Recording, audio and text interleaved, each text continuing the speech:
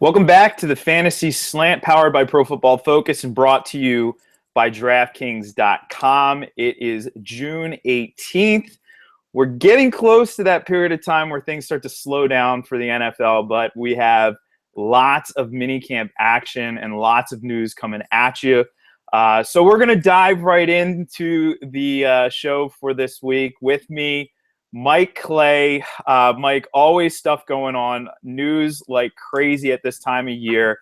It is actually one of the more hectic periods of the season that we really need to pay attention to, getting our draft boards together, going through mock drafts, going through things like MFL 10s, and some players that are, starting to get a little bit of buzz in the news cycles. One rookie in particular who I've been seeing a lot about is Duke Johnson, and actually just came across the wire that he's getting reps at wide receiver. It's not a huge surprise that he would get looks there. He's a very good receiver, one of the better receiving running backs in this year's draft class. But more to the story, Mike, he's reportedly outplaying Terrence West and Isaiah Crowell at OTAs, but the team has publicly compared him to Giovanni Bernard, which we know for fantasy purposes may not be the best thing. But he's in a great situation, very strong run blocking offense. And, there's potential that we could have some value, especially at this early point in the draft season. But I kind of wanted to get your sense. I know we've talked a lot about the rookies, but still, there's still a lot of unknowns here. And I want to, kind of see where you're at with Duke Johnson. Do you think that this is a potential value to be had here? Or is he only maybe more of a PPR asset? Do you envision him to, maybe surpass Crowell on the depth chart? I don't know. What are your general thoughts? Well, I don't think he'll go into the season atop the depth chart. I think we're kind of looking at a committee situation here. Of course, this is a team, Cleveland, that very much like last year, they're going to run the football a lot. They really don't have a choice but to run the ball out. They're not very good at receiver, even though they overloaded there. They had, of course, the change of tight end position, downgrading Jordan Cameron out. Of course, Rob Hausler in there. Not a very good quarterback situation either. I'd say Josh McCown probably a little bit underrated based on the reputation he gets, but relative to the rest of the starting quarterbacks in the league, not very good. So, I think there's an opportunity for him to get 120 carries this year. That's not a lot, but for a guy that's going to come in as a rookie and play a situational role, it's a decent number. But that's really because they run the ball so often. But you look at West. You look at, you look at Crowell and West, of course. They didn't see many targets last year. I know they switched offensive systems this year, but, there's an opportunity for them to really just not see any work on passing downs very much like last year, and all that work pretty much goes to Duke Johnson. So, again, they're not going to throw it a lot, so I'm thinking 40 or so catches is probably what we're looking for him, and about 150 total touches. It's not a lot, but it's enough that in standard leagues he's on the running back 3 radar, and in PPR, you're definitely maybe on the fence with him for flex. Certainly, if you have more than 3 wide receivers, just some unique leagues out there, he gets into that conversation. So I just don't see the massive ceiling, but just because that unit's in flux a little bit, and anybody could really emerge, there's a little bit of appeal there. But I haven't really been getting him. People are taking shots at him way earlier than I'm thinking about him anyway. Yeah, he seems to be going, a round or two earlier than I'd even be looking. I was in a mock draft last night where that happened, but there is potential here. And I mean, when you just look at this guy from a skill standpoint, he's arguably more skilled, than Crowell is. I know Crowell undrafted, but really not undrafted for skill purposes. He's obviously a lot better than the undrafted would tell you, but better than Terrence West, a small schooler. And if anything happened to one or perhaps both of these running backs, I mean, Johnson could be that player. And we're always thinking about this sort of short and long term in fantasy. And entering the season, maybe not a viable fantasy option on most rosters in most leagues. But later on in the season, I always say, it's good to keep lists. I do this on the defensive side of the ball. I keep a list of defensive back streamers, weekly. Who am I looking at? And then, running backs, upside wide receivers, but more so, especially at the running back position, just because the attrition we see. So Johnson, very intriguing, especially with that offensive line, how well they perform. Now, Mike, another thing that has come up here, and I don't know, this one's curious because it's sort of like every week we're hearing, okay, it's Tyler Gaffney has the edge, it's James White has the edge, it's Travaris Cadet has the edge for the the passing down running back duties in New England. Does anybody have potential for fantasy value here to you? I mean, look at what we had last year. Vereen was a PPR asset at times over the last 2 seasons, especially in 2013. He caught 47 balls in 8 games. Last year, 52 catches.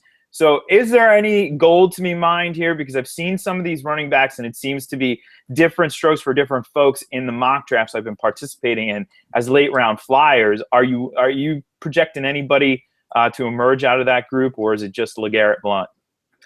Well, I mean, you look at the unit right now, there's 7 running backs on the roster, 7 tailbacks on the roster anyway. Any one of them, any of them can make the team right now. We just really have no clue who's going to get cut. I think the only safe one's LeGarrette Blount, but he's suspended week 1. So we may not actually have an answer to what this backfield is going to look like until after week 1 when they decide, who's going to be the cut once Blount comes back. But, LeGarrette Blount's safe. You would imagine Brandon Bolden's pretty safe too. He does a lot as a special teamer. That's pretty much it. I mean, you look at Cadet against White, the loser of that head-to-head battle for Shane Vereen's old role. He could be cut. You never know. They may keep both. They may cut one, try and maybe get White on the practice squad if he makes it through.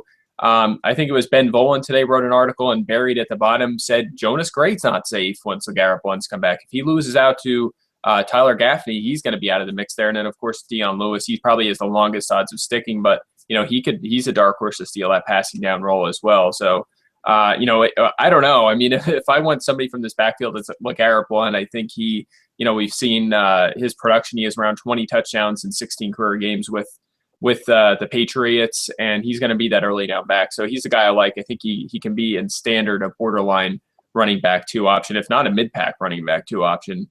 And then from there, you're just throwing darts at Cadet or White. I'm going to give White a tiny edge today, but today the report's Cadet. Last week it was White. You just don't really know. So those guys I'll probably stay away from the most part. Maybe deep leagues or deep PPR, you just kind of stash these guys at the end of your bench and see how it sorts out. Yeah, it is really dangerous because you're right, and it depends on the day, the week, the time of the day, the beat reporter you're listening to. One it's Gaffney, one it's Cadet, one it's White, and it just keeps going on and on and on. I've even heard people say Dion Lewis, he might surprise you. Well, I'm not going to be too surprised when he gets cut, but either way, it's a situation that I have seen come up. I think it does need to be addressed for a lot of people. They're going to be looking for potential value here, and really, it's a problematic area. It's an area that probably should be avoided, and those who've been burned by Belichick running backs in the past probably know exactly what I'm talking about here. All right, it's through the news cycle. There's still more news, and one thing that really caught my eye, Mike, and this is a player we've talked about, another rookie, Kevin White. We're actually pretty high on him in the post-draft process, but then news comes out. Jay Cutler, I don't know how much we take Jay Cutler's word for it, but he says Kevin White's competing for the number 4 receiving job. So it sounds like Alshon Jeffrey and Marcus Wilson locked in outside, at least for now, with Eddie Royal manning the slot. Eddie Royal in the slot's not a huge surprise, but Kevin White behind Marcus Wilson is a bit of a surprise to me. And, I notice, in redoing, for those who want to check out all the rankings, I just updated my rankings on the site today, and a lot of the rankings have been updated recently. So, Mike, notice in redoing these rankings that, yeah, he's fallen in our staff rankings. And I'm curious if for you this was a corresponding move, because it was for me. Now, not a significant fall for me. I dropped him a few spots down, but I did drop him down after this news. Yeah, I did too. When I first did my rankings after the draft, I had Cooper and White pretty close, borderline wide receiver 2. So I think since then Cooper's kind of gone up a few spots and White has dropped. And the reason he's gone down is because I look at we'll start at number 21 where I have, Macklin, Andre Johnson, Roddy White, those kind of guys. And then you go down to 41 through 43, that area, Michael Floyd, Anquan Bolden, Mike Wallace, very similar. I mean, there's not much of a drop off from the high 20s to the high 40s. That tier is really deep. So when you're looking at that tier, first of all, let the other people in your league attack that tier. Let them take as many guys as they want. And then when there's only a few left, that's when you really want to be attacking this tier and getting the max value, because there's some of these guys you'll get 5-6 rounds after some of the first guys from the tier went. So that's pretty much how I'm attacking it. If he's going to keep falling and I can get him late, I'll feel just as good about Kevin White as I do guys like Golden Tate, Eric Decker, those kind of guys. Do you have some concern about him not playing a lot right out of the gate? A little bit, but Odell Beckham missed some games last year. We've seen that year after year with these young guys starting slowly. Jordan Matthews is another example. That would you have drafted Jordan Matthews earlier, Odell Beckham earlier last year if you knew what was going to happen? That knowing they were going to start slowly, of course you would. So same kind of concept here. It's a good offense. They're going to throw a lot, and even if he does, let's say Alshon and Eddie Royal are out there in base sets. Adam Gase, offensive coordinator, John Fox, of course, head coach. They were in Denver the last 3 years. Of course, Peyton Manning was the quarterback, but they were top 5 in 3 wide sets on passing downs each of those 3 years. Okay, so it's nothing new for them to use a lot of wide receivers. So even if it's Royal Jeffrey, you're going to keep Jeffrey on the outside. Royal's definitely going to be the slot guy. Kevin White will probably move past Wilson on the outside. It's not a big deal that the veteran is ahead of him right now. At some point, Kevin White has superstar talent. He's going to be out there in 3 wide sets. So, I did bump him down for what we talked about, just some separation in that tier, but otherwise nothing major there. I think I might have to name one of my fantasy teams Royal Jeffrey this year. But that means they probably have to own both those players, though, and I don't think I'm going to be owning Eddie Royal in too many leagues. But either way, one of the knocks on White that we didn't have with Cooper is, Cooper extremely polished, White's raw, athletic freak, sure, monster ceiling, sure, but isn't coming in, as a necessarily pro ready.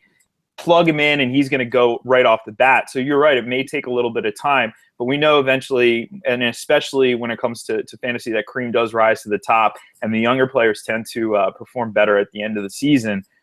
Give me those younger players, and usually you're going to see those on championship teams, fantasy championship teams, come December. So not hugely concerned, but I think where we all have him now is outside, looking in at the wide receiver twos, and I think that's fair. I think that's a good spot, and it probably more matches his market value as well. So more talk about rookies. I just can't get enough of these rookies. And another rookie who actually I'm pretty high on, been high on pretty much from the start, is Josh Robinson, right? So what has come out about Robinson now is that Chuck Pagano says that he believes Robinson can be an every down back. Now, not immediately, obviously Frank Gore there, that's not a huge deal, but or not a huge surprise that it wouldn't be an immediate thing.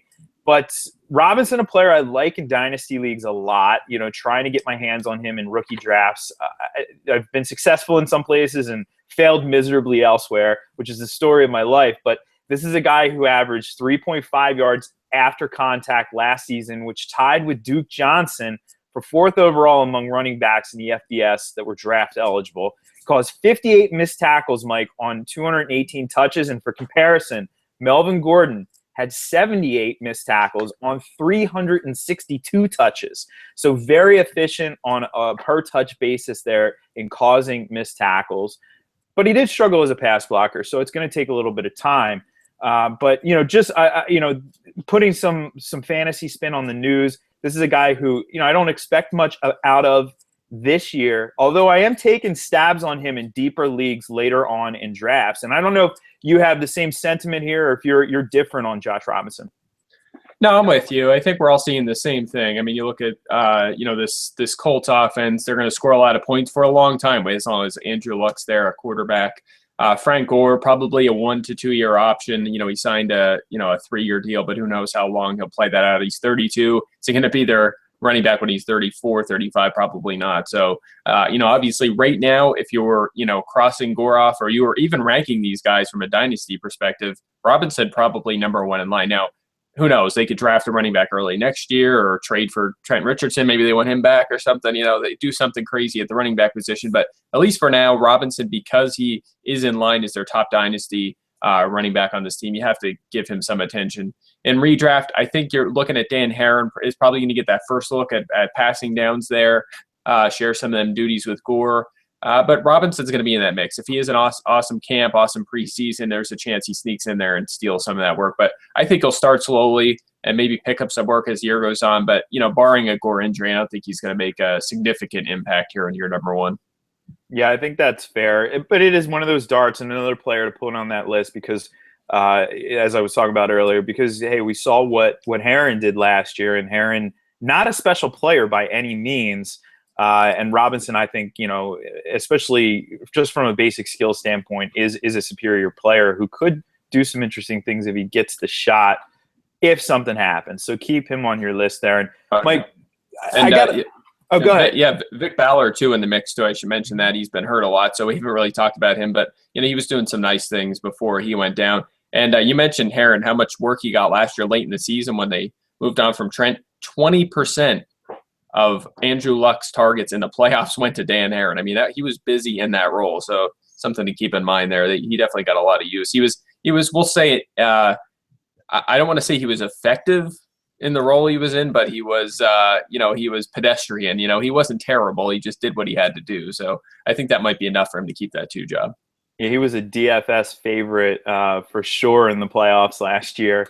Helped me get some pad the bankroll a little bit there on some of our good DFS sites. But before we're going to talk about that in a little bit too. But I have a bone to pick, and the bone to pick is pretty simple, and it's really with anybody and everybody.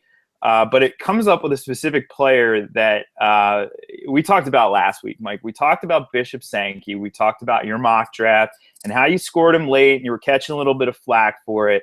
Well, the same thing comes up in that mock draft I participated in last night. Now, I didn't grab him. Somebody else did. But still, in the little chat box comes up, Bishop Sankey sucks. Now, here's the bone that I have to pick. No professional athlete sucks, okay? The worst player in the NFL is in the NFL, folks. To be a professional athlete, you have to be ungodly good at what you do. And we know, what is there, roughly there's about 7.3 billion people on this planet, and roughly 2,000 of them get to play in the NFL every year. Bishop Sankey no professional athlete sucks. And then beyond that narrative, and we sort of fleshed out why that's problematic, that Bishop Sankey is is a bad football player. Well, it's not true. In PFF grades, he graded out as a mid-pack running back last year. And is it a huge surprise that a running back on a Tennessee Titans team that ends up getting the number 2 pick overall doesn't perform well? I mean, are we that shocked here? And Mike, I think this was a case of, and we see this a lot, it was groupthink. It was one person says Bishop Sankey is the number 1 rookie running back and get him on all your teams and do it immediately, run out and don't even hesitate. And then everybody just buys into it without really taking the chance to look at more factors involved. And now the groupthink is on the other side. Now it's, he sucks. Well, I don't think that's true whatsoever. We're going to see an improving Titans team, much improved on the defensive side of the ball. Remember, they didn't have linebackers last year. They had no linebackers whatsoever. Zach Brown out really hurt them. Inside linebackers, I should say. Zach Brown back. Denoris Cersei, a little bit of an upgrade at the safety position. I think that's going to help this team stay in a little bit more games. And we're going to see some improvement there. But I digress because I do want to bring this back to a player who I don't know if I'm buying into the hype. I'm not going to say he sucks, but I don't know if I'm buying into the hype. And the hype is on Charles Johnson, Mike. I get it. Okay, he bulked up. He's getting praise. North Turner, he's the best Vikings receiver. Well, who else was on the team at that time? Mike Wallace wasn't on the team at that time. So, of course, I should hope he was the best receiver at that time. Looking at some of the numbers, fantasy points per opportunity, something we chart. You can get that in PFF Fantasy Gold, by the way. He was at 0.19 in standard leagues, 0.29 in PPR. Mike, For me, I'd like to see those numbers at 0.3 in standard and 0.4 in PPR or above for a receiver. So that really doesn't tell me much. What is going on here? And I know you're on the same side as me. So, preach some knowledge here. Tell the people what's up with Charles Johnson. Yeah, it's a lot of hype for a guy with, a guy who's played 425 career snaps, a guy who has 2 career NFL touchdowns at the age of 26. I mean, and it's not like he's a size speed freak by any means. He's 6'2", 215. He's not that huge. When was the hype window for him last year? Week 11 on, we'll say roughly.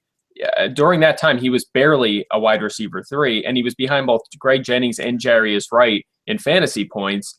Charles Johnson has never had a top 15 fantasy week in his career, but people are flirting with him as a wide receiver too.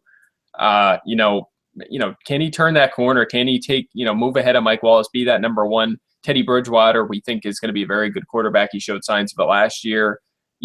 It's not like there's no chance, but I don't see it. I mean, wide receiver is so deep now. I mentioned that tier earlier from 21 to 42, whatever it is. I don't even have him in there. He's in the next tier down in the mid 40s, going on 50.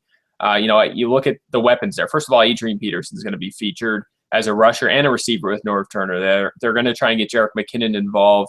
They have Wallace, we mentioned. They have Jarius Wright, who's underrated. Cordero Patterson, if he can get a little bit better, he's going to get his share of design plays. Kyle Rudolph's back. They like Michael Pruitt, too, the rookie tight end. So there's a lot of guys to go around there. They're playing in the cold weather. It's not going to be a huge passing game by any means. So, yeah, I'm with you. I mean, I've been harping on this for a long time. I like to think I kind of started that anti-Charles Johnson narrative a couple months ago or so when his ADP was just skyrocketing. I think he was – what was it, going 70th, I think, was his ADP at an early draft, something like that. So, I'm with you. I have him down for less than 50 catches, 720 yards, 4 touchdowns. That's enough to put him on the wide receiver 4 radar, but I wouldn't go any further than that. I'm not a fan. Yeah, current ADP at 35 among wide receivers. Now, Mike Wallace is 34, so at least that makes a little bit more sense, but some of this ADP too. Maybe I'll get into that in a moment, but I just don't get it. I think it's another matter of groupthink. If one person out there likes him, then all of a sudden everybody grabs hold and it's like, oh, this is the guy. But when we take a closer look, he had one good game. Really, last year, one good game against the Jets in an overtime game. He caught 4 balls for 103 yards and a touchdown. That's it. That's all we're seeing here. So maybe it's you film people who know a little bit more about the film, watching film study than I do. Maybe you're seeing something I don't, but I just really don't get it. And Mike, I'm 100% there with you. I just think that's craziness to be drafting him and really thinking you're getting an upside wide receiver too when there's so many other options out there right now. Real quick, Mike, I mentioned Daily, and I did want to give a shout out to our sponsor here, DraftKings.com. And it's baseball season, but more importantly, the U.S. Open started today. And there's a millionaire maker over at the U.S. Open. Mike, we played in the millionaire makers every week during the season. We saw some folks, even including Drew Dinkmeyer, an industry writer, win $1 million. And there's going to be somebody who's going to win $1 million after the U.S. Open. And it was $20 to get into this contest. I got 2 entries there. And if you want to get in, you can definitely do so. Not in the U.S. Open now, but into the baseball action every single day, the golf action every week. Go over to DraftKings.com. DraftKings is actually the official daily fantasy sports partner of Major League Baseball. And daily means no season-long commitments. You don't have to wait. You just play every single day. You can win huge cash prizes every day of the week. In baseball, you pick 2 pitchers, 8 positional players, stay under the cap, and you win money if you play well, right? Hundreds of thousands of fantasy sports fans are getting in on the action, and they're cashing all the time at DraftKings.com. Now it's your turn. Hurry over to DraftKings.com, and if you use the promo code PFF, you play for free. You can win part of $300 million being paid out this baseball season. DraftKings.com, the official partner of Major League Baseball. Use promo code PFF for a free entry right now at DraftKings.com. That is DraftKings.com. And that millionaire maker, it's fun stuff for sure. And it's not just baseball, it's golf, it's NASCAR, it's soccer. So whatever your sports of choice are, you can certainly get in on the action there. So back to football, Mike. And one other piece of news before we get into some of the other stuff for the show that did catch my eye. Lots of love for Davante Adams right now. We heard Aaron Rodgers saying that he has star potential, quote Aaron Rodgers' words, and Mike McCarthy was calling him the MVP of OTAs. So this is an interesting situation. I mean, we saw a few nice games production-wise out of Adams towards the end of the season last year, but there was also points where he sort of disappeared despite being on the field a lot. And we know, of course, Jordy Nelson there and Randall Cobb already in-house and entrenched as very strong wide receiver one, fantasy options. So, hey, are you buying into this? Does this upgrade Davante Adams for you at all? Do you see any uptick in his targets this year at all, or is he still going to be basically third fiddle? You're hoping to get some big weeks out of him, but you could also endure some bad weeks. Yeah, I'm sort of buying. I mean, you have to think about the fact that he is a number 3. So as long as Nelson and Cobb are healthy, it doesn't really matter what else is going on. It's unlikely he's going to, be a wide receiver 3. I mean, something to think about here. Last year in the top 50, there was only one team that top 50 in receiving. Yeah. All right. I'm going to try and spit this out, Jeff, at some point. The top 50 receivers in fantasy points, only one team had 3 players in that mix. That was the Chargers. Keenan Allen got hurt, so Eddie Royal jumped in there. In the top 60, there was only 40 teams. One of those teams was not the Packers. So, can he take a step forward? Can he have standalone fantasy value, we'll say in the wide receiver range as the number 3? I think so. I mean, Jordy Nelson, you look at how he started. He saw 44% of the targets in week 1, 43% week 2, 26%, 43% through the first 4 weeks. That's an absurd number. From that point on, he averaged 1 quarter of the targets during that same span. Randall Cobb saw the same thing. So you're figuring right around half of Rodgers' targets are going to 2 players. You figure about 15% for the running backs and tight ends. That leaves a decent number there. There's enough there that if Adams holds on to that 3 job and is out there every down, which keep in mind the Packers number 1 in the NFL last year in 3 wide sets on passing downs at 90%. So he's going to be on the field a lot. He has a ton of talent. They're talking him up, the second-year player, second-round pick. I think there's a lot to like about him. I did move him up a little bit after really diving into it. That's one thing we always stress here, Jeff, is when you hear no news like that, don't just say, "Oh, I better move him up in my rankings." Think about it, dig into it, see if there's some credence to it. In this case, I think there was a little bit. So, I'm on board with it. I did move him up a little bit. I have him. Let me see. I have his projection right here. Let's see. 55, 765, and 6 touchdowns. Obviously, he has a chance to score quite a few touchdowns in this offense. So that puts him at 48 and right in that, like I said, that wide receiver 4 mix. So don't go too nuts. Again, he needs an injury to get into the wide receiver 2 conversation. That handcuff value, it means something. Just like Cody Latimer, it does mean something and does help his value out a little bit. It separates him from guys like Pierre Garçon and maybe even Michael Floyd, Mike Wallace. Maybe it does. But on his own, wide receiver 3 value, very unlikely. Yeah, and let's not forget as well that throughout OTAs right now, Jordy Nelson banged up, right? Still dealing with that hip surgery, getting past it. He played softball, I guess, so that's good. But he's back. He's on track. I mean, there's no concern for the regular season. But that just means that Adams was on the field more. And obviously, he's a talented player. We know that. We saw it last year. And they're getting to see a little bit more of it. So definitely bodes positively for him as a player. But I'm with you there. It's just so rare to see three receivers who are on the same team who are wide receiver 3 or better.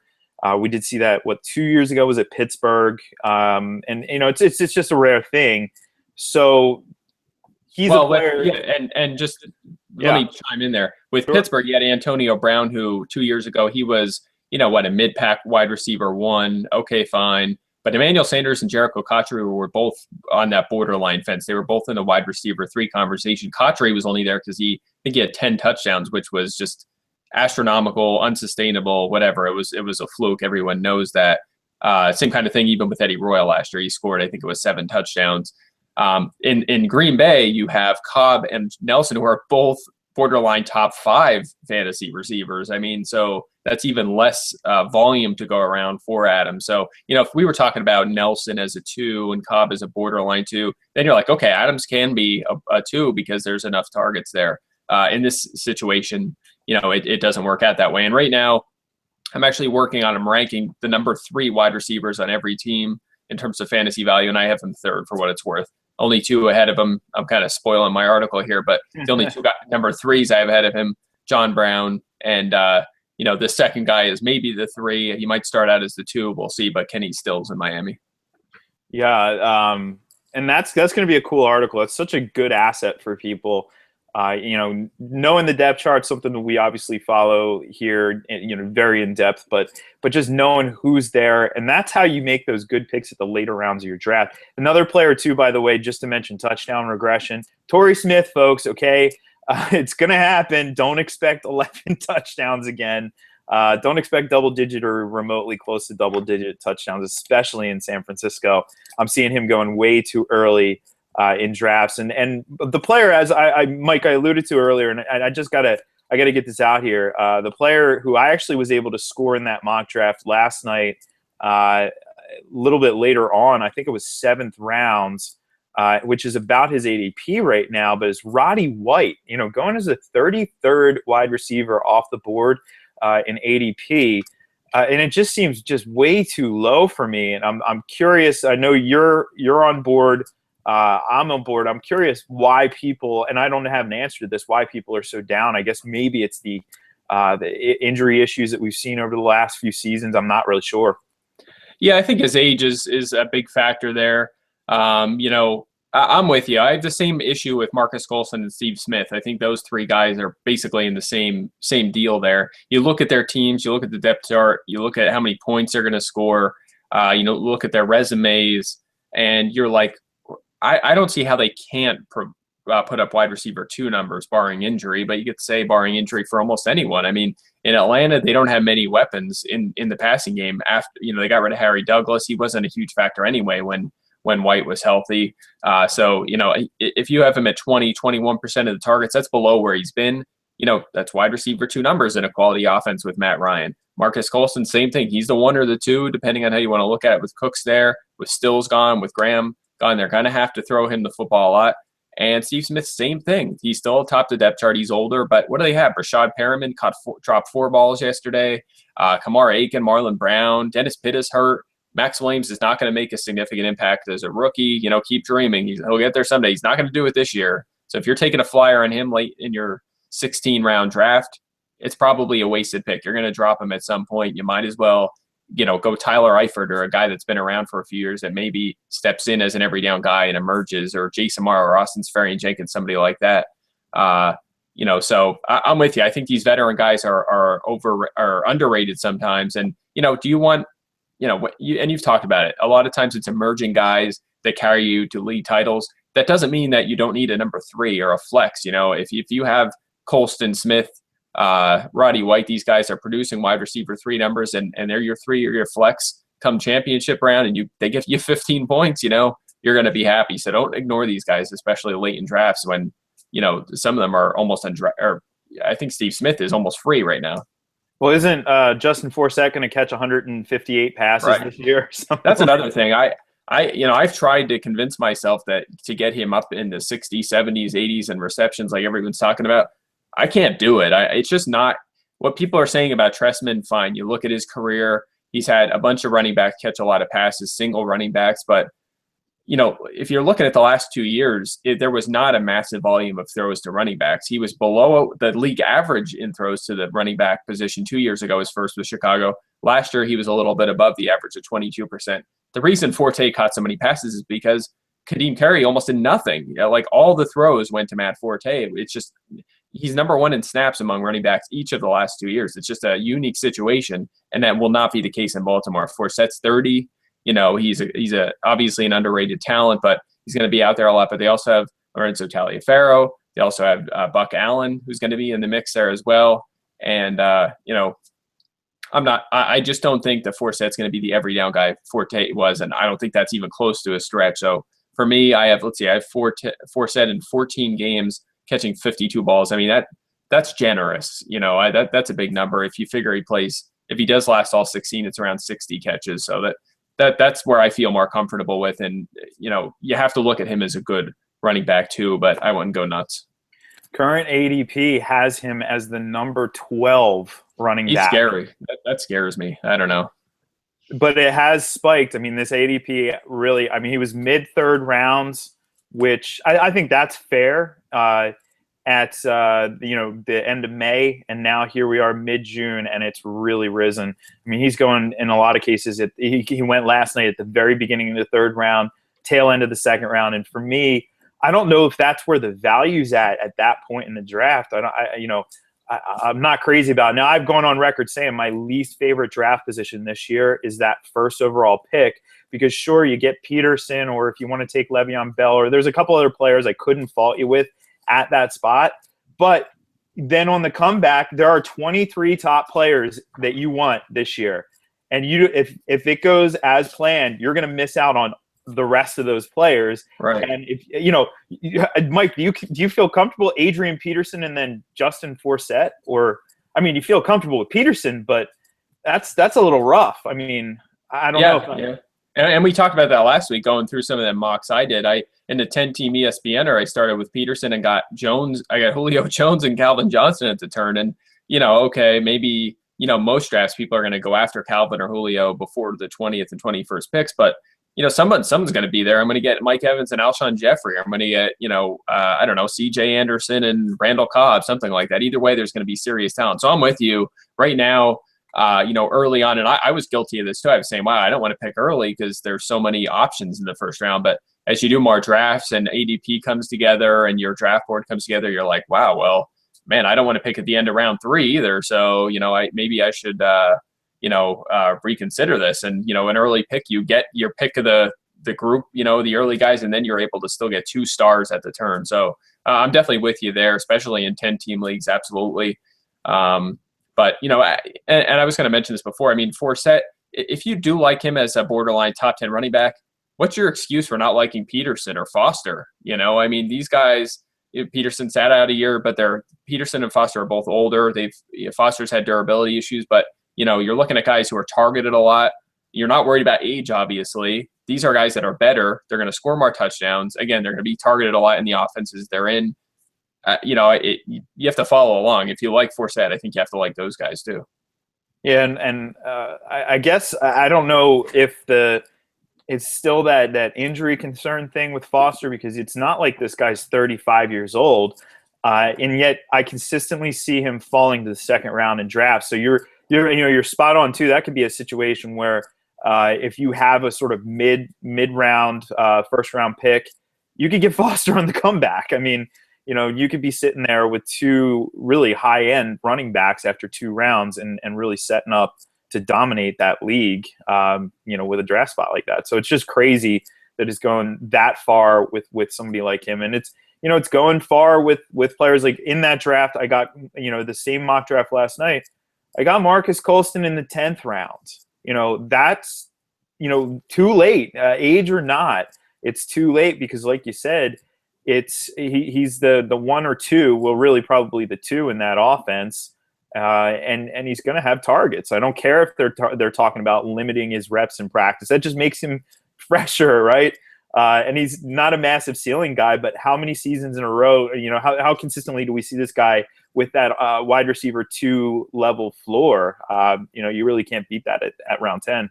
And who's going to take the targets from him? Nick Toon, Brandon Coleman, Davis Jones, Josh Morgan. He doesn't really have any threats for targets. They have one running back that's going to catch a lot of passes, CJ Spiller. They have, I guess Hill at tight end is going to catch a decent amount of targets, not a significant number. Brandon Cooks will get his share, but we've seen this throughout Sean Payton's career, they spread it around. It's very rare for somebody to emerge and see like a quarter of the targets. Usually they keep them spread out. So, if you figure, the leader is Cooks with 21, 22%. Now you're getting generous. If you're getting that high in this offense, you're talking about, wide receiver 1 numbers for sure for Cooks. But there's still a ton to go around. And that's why I think I'm with you. I talked about him already. I won't harp on it. But Colston, definitely should be in the borderline wide receiver 2 conversation. Take a, if you want to take a stab on a flyer, especially in a 16-team or a deep leaguer, go after these Saints wide receivers like Nick Toon, who's almost being ignored. If he's the 3, he could, put up 600-800 yards. It's not a crazy thing. He was averaging almost 50 a game when he was the number 3 down the stretch last year. And, Brandon Coleman's 6'5". I mean, that guy's huge, or 6'6", actually, I think he's listed at. He's huge, so maybe he gets some end zone targets or gets those deep targets like Robert Meacham did when he was in New Orleans. So that's definitely a unit to keep an eye on throughout the summer. Nick Toon's also 6'4", so he's a big guy as well. But I guess the concern too is, does this impact Breeze? How much is it? It's obviously going to impact him, but how much? How much do we downgrade him? Because it's almost been just sort of rinse and repeat at quarterback for so many years for us in terms of fantasy rankings, where you had those guys at the top, and those were the guys, and then maybe a few people might threaten to get into that top tier, but it was really always Breeze was there, Brady, Manning, and now that's obviously changed. So, how far do we downgrade Breeze as a result of this sort of lack of targets ultimately? Well, I'm not. I still like him a lot. I have him at number 3 at quarterback. I think he's going to have another huge season. I think his demise is massively overstated. I think I've mentioned this before. I hate to repeat the same things, but sometimes you need to. Sometimes the message doesn't get through to everybody, or there's new people listening, whatever it is. But before Jimmy Graham, he was a top 5 fantasy quarterback. The 1 year, and the other argument against him is they're going to run more. Well, the last time they were a run-heavy offense because they were very good, he was the number 2 fantasy quarterback that season. And that was really the only year in the Peyton era where they really ran the football. In terms of talent, I mean, you look back a couple of years ago to years where, Colston was the clear number 1. After him, it was Lance Moore. It was Robert Meacham, Devery Henderson, even like off the bench, it was like Adrian Arrington. Like he was not always throwing to superstars. He's just so good that he makes them guys look good. We've heard that before. Tom Brady, Peyton Manning, they've done similar kinds of things with inferior talent. But so again, you look back, he's never really had superstar weapons. Your Randy Mosses, your Calvin Johnsons, that kind of ability. Demaryius Thomas, even players like that. So for me, it's not a big deal. He's still going to throw a lot. They're going to run a lot of plays. They're going to score a lot of points. And there's enough talent there with Spiller, Ingram, Colston, Cooks, maybe Toon, Hill, Watson. I mean, there's enough there for him to have a huge fantasy season. Those recounting those names is kind of like an Andy Reid wide receiver core. Right. James Thrash and Todd Pinkston and guys like that haunt my early Eagles fandom. But either way, I mean, I hear you. I guess I'm not gonna put him at 3. I do believe in his talent, but I still have my concerns. But then again, I mean, maybe this is the opportunity we could see a little bit of an emergence from a guy like Nick Toon. So certainly somebody to keep on that list of deeper guys. Breeze's current ADP at number 5 among quarterbacks. I think that's fair. And actually people are taking Peyton Manning over him. I would rather have Breeze this year, to be honest. But I probably am not going to own either of these guys unless they fall significantly. But Mike, I've been in a couple mocks with you, and I think I've seen you take Breeze at really opportune places. Like was it the Roto World mock draft where you grab Breeze and people, late round quarterback or not, there comes a breaking point. And what round was that? It was a really good spot to grab him. Yeah, I think your target round right now to get him at a value is probably 6. That seems to be where I've seen some chatter in chats in these drafts where, if he gets past 6, then it's insanity. So that's something to keep in mind. I mean, I think that's a great value to get him in the 6. But, I got him, I think the one you're talking about, I got him in the 8th, and I think I got like Greg Olson in the 9th or something like that, or 7th and 8th. I got them. which is just ridiculous. If you could pull off Olsen Breeze at that point, you're sitting pretty, as long as you don't really butcher the first couple of rounds. So yeah, I've seen him fall to the 8th, and I doubt he'll go much further than that. But again, and that's why, is Andrew Luck in the 3rd or 4th round a bad pick? Not really, but if you can get Breeze in the 7th, then Luck in the 4th is bad. I mean, I just don't think there's enough separation between those two that it's worthwhile to do that. There's so much other talent there, that I would stay away from it. I'm most likely when going forward, I doubt that I'm going to be taking Rodgers or Luck, just because there's just too many values at quarterback. Yeah, and I think too, when you do the comparison here, so who is the running back you would take in the 3rd round as opposed to taking Andrew Luck? And then, compare that Andrew Luck and then who you're going to take in the 6th or 7th round instead of taking Drew Brees. And I think the results will probably be pretty eye-opening. Mike, if only somebody had a mock draft tool that they could play around with stuff like that. I wish somebody would invent something like this. Yeah, oh yeah. And of course, Jeff's talking about our awesome mock draft tool at PFF, so make sure you sign in. Actually, Fantasy Gold is free throughout the offseason. There's about a month left in the free package, so you could try everything that we do, aside of course, the in-season feature articles. So hop on and check that out. But, just to jump back really quick on that, I mentioned 3rd, 4th, 5th, 3rd or 4th round for Rodgers and Luck. They're actually going borderline 2nd round. So you're talking about, I'm looking at MFL 10 ADP right now. You have Luck at 21, and then right before him is AJ Green and Jeremy Hill. Right after Mike Evans, Alshon Jeffrey, Randall Cobb, Jimmy Graham, who I think is horribly overrated right now. Then T.Y. Hilton, and then Aaron Rodgers, Hopkins, Lamar Miller, Carlos Hyde. I mean, that's some serious talent. I mean, you're downgrading yourself where some of those guys are in that top level, the top 23 we're talking about. So you're taking a quarterback instead of one of those elite players or top tier players. And then, you're watching somebody else get Randall Cobb there and then getting Drew Brees in round 7. That's a killer. That'll leave you at a disadvantage once week 1 rolls around. Yeah, absolutely. It's one of those things where you do that, you look back at your team, and that's why mock drafts are really beneficial, because you can mess around, just see how your team works out. But you're going to look back, you're going to look at your team, and you're going to say, I don't really like this. And always another thing you can do when you go through mock drafts is eye up every single team afterwards. Which team do you like? And then go back and look at what that drafter did in the process. Like, how did they do that? And it's a constantly evolving strategy when you go through drafts, but something you do have to certainly work on. And think about that. I mean, when you're thinking ahead to the playoffs and think about what you want your roster to look like, you want to have an advantage at every position. You want to build your team into having that advantage. So you want a Rodgers, you want a Luck. Sure, that makes sense. But but like a guy like Breeze is okay there. Like it does give you an advantage. You're going to be content with him. It's not like waiting and ending up with Ryan Tannehill, who's he's fine. He's a borderline quarterback one. Maybe he has a good matchup in the playoffs, fine. But you don't get too excited. You don't feel like, okay, I have a great advantage at this position. But Drew Brees in the 7th, I mean, you do have a significant advantage. So if you can get him that late, it's a no-brainer, especially with what you're giving up, of course, to get Rodgers and Luck. And same kind of thing at tight end. You can wait and get Greg Olsen, Travis Kelce, Martellus Bennett has been falling way down the rankings. That's okay, if you miss out on Gronk early.